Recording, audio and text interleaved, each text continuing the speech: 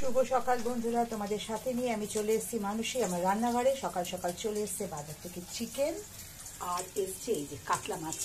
মাছ ভাজা চলছে, আর আলু কেটে নিয়েছি। আর যেটা করে নিয়েছি সেটা হচ্ছে এই যে দেরাদুন চালের রাইস করেছি আজকে। দেরাদুন চালের ভাতটা করলাম। কেন করলাম বন্ধুরা তোমাদের সেটা আমি জানাচ্ছি। এই দেখো, এই যে আমি এখানে পেঁয়াজ, আদা, রসুন পেস্ট করেছি, একটু মাছের কালিয়া করব।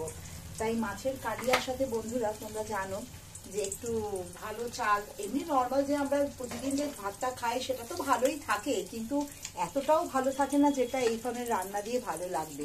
তাই এই ধরনের একটু ভাত করে নিলে খুবই ভালো লাগে খেতে। আর ব্রেকফাস্টের জন্য বানিয়ে নিয়েছি ম্যাগি আর ডিম সেদ্ধ।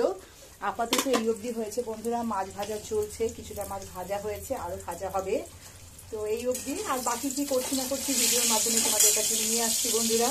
তোমরা দেখতে থাকো আমার পরের ভিডিও। আর তোমরা কে কী রান্না করছো, ব্রেকফাস্ট বানাচ্ছো, লাঞ্চের জন্য বানাচ্ছো, আমাকে কিন্তু অবশ্যই জানিও। তোমরা সবাই ভালো থেকো, সুস্থ থেকো।